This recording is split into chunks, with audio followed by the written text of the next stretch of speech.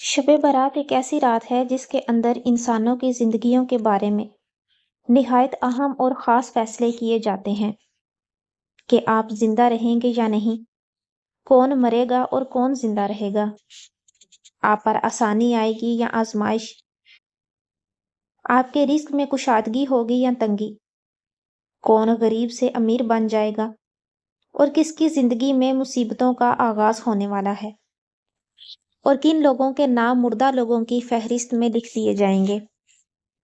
تو کیا وہ رات آپ کے لیے عام رہ جائے گی؟ آج کی اس ویڈیو میں ہم آپ کو بتائیں گے کہ شب برات کی حقیقت کیا ہے، اس رات نامہ اعمال کیوں بدلے جاتے ہیں، اور اس رات انسانوں کے بارے میں کون کون سے خاص فیصلے کیے جاتے ہیں، اور اگر خدا نہ خواستہ ہمارا نام بھی مردہ لوگوں کی فہرست میں لکھا جا چکا ہو تو ہمیں کیا کرنا چاہیے۔ اس رات کتنے اور کن لوگوں کی مغفرت کی جاتی ہے، اور اس رات وہ کون سے بدقسمت لوگ ہیں جن کی مغفرت نہیں کی جاتی، اور حضور صلی اللہ علیہ وآلہ وسلم نے اس رات کو کون سے کام کرنے کا ارشاد فرمایا، اور ضرورت کے مطابق مسلمانوں کو شب برات کس طرح گزارنی چاہیے۔ ان تمام سوالات کے جواب یہ ہیں۔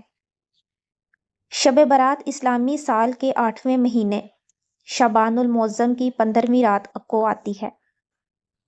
شعبان کی 15ویں رات کو شب برات کہا جاتا ہے، اور یہ رات 15 شعبان کی فجر تک رہتی ہے۔ یہی وہ رات ہے جس کے بارے میں نبی کریم صلی اللہ علیہ وآلہ وسلم نے امت کو خبردار کیا، یہ رمضان سے پہلے آنے والی آخری بڑی رات ہے۔ شب کے معنی رات کے ہیں، اور برات کے معنی ہیں بری ہونا، کیونکہ اس رات مسلمان توبہ کر کے اللہ تعالیٰ کی بارگاہ میں اپنے گناہوں کی معافی مانگتے ہیں، اور اللہ تعالیٰ کی بارگاہ میں اپنے گناہوں کو چھوڑنے کا پختہ وعدہ کرتے ہیں، تو اللہ تعالیٰ اپنی رحمت کے صدقے بے شمار مسلمانوں کو جہنم سے رہائی عطا فرما دیتا ہے۔ اسی لیے اس رات کو شب برات کہا جاتا ہے۔ ام المومنین حضرت عائشہ صدیقہ رضی اللہ تعالیٰ عنہا فرماتی ہیں کہ ایک دن میں نے دیکھا کہ حضور میرے حجرے میں نہیں ہیں، تو میں حضور علیہ السلام کی تلاش کرنے نکلی۔ جنت البقیع میں پہنچی تو وہاں کا منظر عجیب تھا۔ میں نے دیکھا کہ حضور صلی اللہ علیہ وآلہ وسلم قبرستان میں تشریف فرما ہیں، سر جھکا ہوا، ہاتھ اٹھے ہوئے، لبوں پر دعا اور دل میں امت کا درد۔ یہ وہ جگہ تھی جہاں وہ لوگ آرام کر رہے تھے جو کبھی ہمارے جیسے زندہ تھے، ہنستے تھے، بولتے تھے، دنیا میں مصروف تھے، مگر آج خاموش قبروں میں سو رہے ہیں۔ حضور صلی اللہ علیہ وآلہ وسلم نے اپنی امت کے لیے دعا فرمائی، اللہ سے مغفرت مانگ رہے تھے، ان لوگوں کے لیے بھی جو قبروں میں ہیں اور ان کے لیے بھی جو ابھی زندہ ہیں مگر غفلت میں ہیں۔ مجھے دیکھ کر ارشاد فرمایا، اے عائشہ، کیا تم نے یہ سمجھا کہ اللہ کا رسول تم سے زیادتی کرے گا؟ میں نے عرض کی، یا رسول اللہ، میں نے سمجھا کہ شاید آپ کسی دوسری زوجہ محترمہ کے حجرے میں تشریف لے گئے ہیں۔ فرمایا، آج شعبان کی 15ویں رات درمیانی شب ہے، یہ شب برات ہے۔ اس رات اللہ تعالیٰ بے شمار بندوں کی مغفرت فرماتا ہے۔ میں چاہتا ہوں کہ میری امت کو موت یاد رہے، قبروں کا انجام یاد رہے، اور وہ اللہ کی طرف پلٹ آئیں۔ اس رات اللہ تعالیٰ آسمان دنیا پر نازل ہوتا ہے، اور قبیلہ بنو کلب کی بکریوں کے بالوں سے زیادہ لوگوں کو جہنم کی آگ سے آزاد فرماتا ہے۔ قبیلہ بنو کلب عرب کا ایک بہت بڑا قبیلہ تھا جو بکریوں اور بھیڑیں پالتا تھا۔ ان کے ریوڑ لاکھوں کی تعداد میں تھے، تو اس قبیلے کی بکریوں کے بالوں سے بھی زیادہ گناہگاروں کو جہنم سے آزاد کر دیا جاتا ہے۔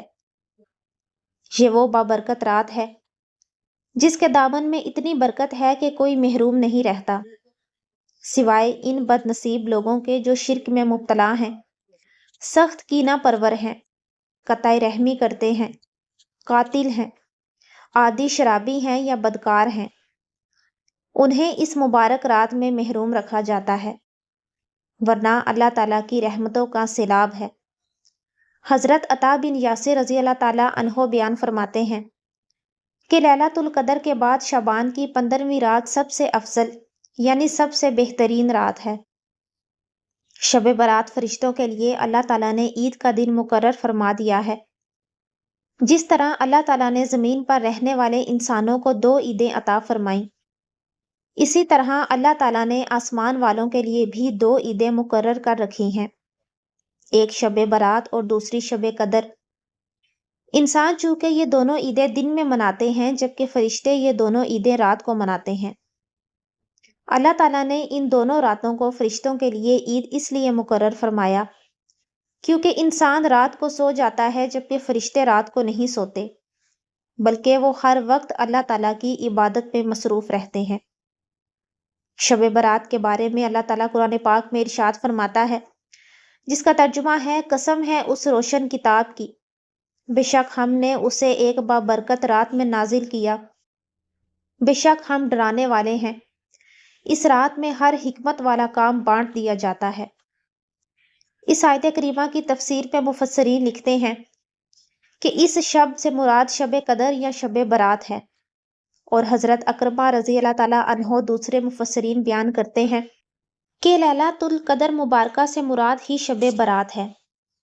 اس رات کے اندر ان تمام لوگوں کی فہرست تیار کی جاتی ہے جو اس دنیا کے اندر زندہ رہنے والے ہوں اور جو اس سال کے اندر مرنے والے ہوں اور جو حج کرنے والے ہوں گے۔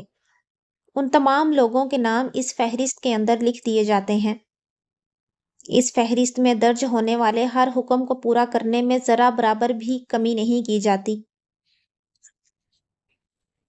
حضرت عائشہ رضی اللہ تعالیٰ عنہا بیان فرماتی ہیں کہ رسول اکرم صلی اللہ علیہ وآلہ وسلم نے ارشاد فرمایا، کیا تم جانتی ہو کہ شعبان کی 15ویں شب میں کیا ہوتا ہے؟ تو حضرت عائشہ نے عرض کی، یا رسول اللہ آپ ہی ارشاد فرما دیجئے۔ تو نبی کریم علیہ السلام نے ارشاد فرمایا، آنے والے سال میں جتنے بھی لوگ پیدا ہونے والے ہوتے ہیں وہ اس رات میں لکھ دیے جاتے ہیں، اور جتنے لوگ آنے والے سال میں مرنے والے ہوتے ہیں وہ بھی اس رات میں لکھ دیے جاتے ہیں، اور اس رات لوگوں کے پورے سال کے اعمال اٹھا لیے جاتے ہیں، اور اسی رات لوگوں کا رزق مقرر کیا جاتا ہے اور رزق اتارا جاتا ہے۔ حضرت عطا بن صائب رضی اللہ تعالیٰ عنہ بیان فرماتے ہیں کہ شعبان کی 15ویں رات اللہ تبارک و تعالیٰ ملک الموت کو ایک فہرست دے کر حکم فرماتا ہے کہ جن جن لوگوں کے نام اس فہرست میں لکھے ہیں ان کی روحیں آئندہ سال مقرر وقت پر قبض کرنی ہیں۔ پیارے دوستو، اس رات میں لوگوں کی زندگی اور موت کا فیصلہ ہو چکا ہوتا ہے، جبکہ لوگوں کے حالات یہ ہوتے ہیں کہ وہ اپنی دنیا میں مگن ہوتے ہیں۔ کوئی اپنا بینک بیلنس بڑھانے کے چکر میں ہوتا ہے تو کوئی اپنی کوٹھی اور بنگلہ تیار کرنے کی کوشش میں لگا ہوتا ہے، تو کوئی اپنی شادیوں کی تیاریوں میں مصروف ہوتا ہے، جبکہ وہ یہ نہیں جانتا کہ اس کا نام مردہ لوگوں کی فہرست میں لکھا جا چکا ہے۔ حضرت عثمان بن محمد رضی اللہ تعالیٰ عنہ سے مروی ہے کہ حضرت محمد مصطفیٰ صلی اللہ علیہ وآلہ وسلم نے ارشاد فرمایا کہ ایک شعبان سے دوسرے شعبان تک لوگوں کی زندگی ختم ہونے کا وقت اسی رات میں لکھ دیا جاتا ہے، یہاں تک کہ انسان شادی بیاہ کرتا ہے اور اس کے بچے بھی پیدا ہوتے ہیں، حالانکہ اس کا نام مردہ لوگوں کی فہرست میں لکھا جا چکا ہوتا ہے۔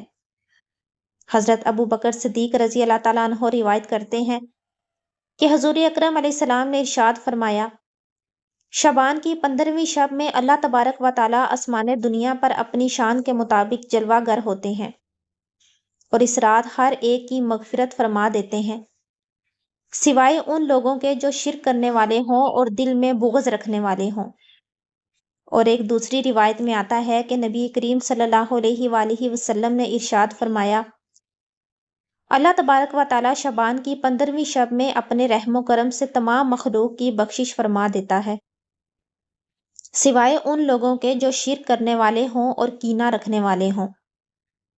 حضرت عبداللہ بن عمر بن عاص رضی اللہ تعالیٰ عنہ سے روایت ہے کہ حضور اکرم علیہ السلام نے ارشاد فرمایا کہ شعبان کی 15ویں رات میں اللہ تبارک و تعالیٰ اپنی رحمت سے سب لوگوں کی مدد فرماتا ہے، سوائے 2 آدمیوں کے، ایک وہ شخص جو دل میں کینہ رکھنے والا ہو اور دوسرا وہ شخص جو کسی کو ناحق قتل کرنے والا ہو۔ شب برات میں فرشتوں کو کچھ خاص کام سونپے جاتے ہیں، اور شب برات ایک ایسی رات ہے جس میں اللہ تبارک و تعالی مسلمانوں کی مغفرت فرماتا ہے اور دعاؤں کو قبول کرتا ہے۔ جیسا کہ حضرت عثمان رضی اللہ تعالیٰ عنہ روایت کرتے ہیں کہ حضور اکرم علیہ السلام نے ارشاد فرمایا، جب شعبان کی 15ویں رات آتی ہے تو اللہ تبارک و تعالیٰ کی طرف سے یہ اعلان ہوتا ہے، کیا کوئی مغفرت مانگنے والا ہے کہ اس کے گناہ بخش دیے جائیں؟ کیا کوئی مجھ سے معافی مانگنے والا ہے کہ میں اسے عطا کروں؟ اس وقت اللہ تبارک و تعالیٰ سے جو کچھ مانگا جائے وہ سب عطا فرمایا جاتا ہے، اور وہ سب کی دعاؤں کو قبول فرماتا ہے سوائے بدکار عورت اور مشرک انسان کے۔ فضیلت والی راتیں کون کون سی ہیں، یہ بھی ہمیں معلوم ہونا چاہیے۔ نمبر 1، لیلۃ القدر جو رمضان کے آخری عشرے میں ہوتی ہے۔ نمبر 2، عید الفطر کی رات۔ نمبر 3، عید الاضحیٰ یعنی قربانی کی رات۔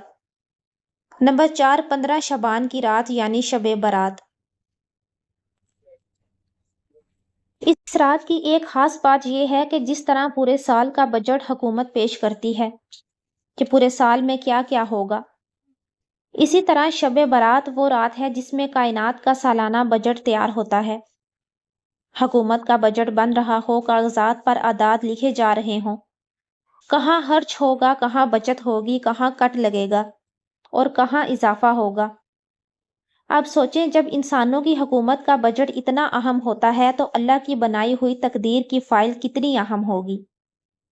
اسی لیے مفسرین فرماتے ہیں کہ شب برات میں اللہ تعالیٰ لوح محفوظ سے اگلے 1 سال کے فیصلے نکال کر فرشتوں کے حوالے فرما دیتا ہے۔ یہاں ایک بات بہت غور سے سمجھنے کی ہے کہ لوح محفوظ میں تو سب کچھ پہلے سے لکھا ہے، لیکن فرشتوں کے سپرد کرنا یہ اس بات کی علامت ہے کہ اب وہ فیصلے عمل میں آنے والے ہیں، یعنی جو کچھ لکھا جا چکا تھا اب اس کی گھڑی آ پہنچی ہے۔ جیسا کہ ایک نوجوان کا نام شب برات کی رات مرنے والوں کی فہرست میں لکھ دیا جاتا ہے، وہ خود نہیں جانتا، اس کے گھر والے نہیں جانتے، اس کے دوست نہیں جانتے، لیکن فرشتے جانتے ہیں، یہی ہے فیصلوں کی رات۔ شب برات ہمیں خوشیاں نہیں حقیقت دکھانے آتی ہے۔ یہ رات انسان کو جھنجھوڑتی ہے کہ تو جس زندگی پر ناز کر رہا ہے وہ تیرے اختیار میں نہیں۔ کیا اس رات کوئی خاص عبادت ہے؟ تو اس کا جواب ہے کہ نہیں۔ اس رات میں کوئی ایسی خاص عبادت نہیں جو سنت سے ثابت ہو، لیکن ہاں نفلی عبادت کوئی بھی کر سکتا ہے، جیسا کہ نفل نماز پڑھنا، قرآن پاک کی تلاوت کرنا، اللہ تبارک و تعالیٰ کا ذکر کرنا اور دعا کرنا۔ کیونکہ یہ رات بخشش کی رات ہے، اس لیے اللہ تعالیٰ کے سامنے اپنے گناہوں کی معافی ضرور مانگنی چاہیے۔ کیا اس رات میں صلاۃ و تسبیح پڑھنا ضروری ہے؟ تو اس کا جواب یہ ہے کہ نہیں، جیسا کہ ہم نے آپ کو بتایا کہ اس رات کوئی خاص عبادت نہیں، لیکن نفلی عبادت جو چاہے کر سکتا ہے۔ جہاں تک صلاۃ و تسبیح کا تعلق ہے تو یہ نفل نماز ہے اور بڑی ہی فضیلت والی ہے۔ آپ چاہیں تو اسے پڑھ سکتے ہیں، کیونکہ اس نماز کی اتنی فضیلت ہے کہ اسے صرف اسی رات میں نہیں بلکہ پورے سال میں کئی مرتبہ پڑھنا چاہیے۔ شب برات کی رات حضور صلی اللہ علیہ وآلہ وسلم کا قبرستان جانا ہمیں یہ پیغام دیتا ہے کہ موت کو یاد کرو، دل کو نرم کرو، گناہوں سے توبہ کرو اور اللہ کی رحمت کی دہلیز پر آ جاؤ، لیکن عبادت کو قبرستان سے لازم نہ کر لو، بلکہ قبرستان کو احترام، دعا اور دیکھ بھال کی جگہ سمجھو، کیونکہ شاید یہ ہماری آخری شب برات ہو۔ اور یاد رکھیں، اس رات ایسا کوئی کام نہ کریں جس سے آپ کے نامہ اعمال میں گناہ لکھے جائیں، جس سے اللہ تبارک و تعالیٰ آپ سے ناراض ہو جائے، اور کوئی ایسا فیصلہ آپ کے حق میں نہ ہو جائے جو آپ کے لیے بہتر نہ ہو۔ خدا کے لیے ایسا کوئی کام نہ کریں جس سے اللہ اور اس کے رسول اکرم صلی اللہ علیہ وآلہ وسلم ناراض ہوں۔ امید ہے کہ آپ کو آج کی ہماری یہ ویڈیو پسند آئی ہوگی۔ آپ اس ویڈیو کو صرف اپنے تک محدود نہ رکھیں، بلکہ دوسروں کے ساتھ بھی شیئر کریں۔ آخر میں یہی دعا ہے کہ اللہ پاک اس مبارک رات میں ہم سب کے گناہوں کو معاف کرے اور سب کی دعاؤں کو قبول کرے۔ آمین۔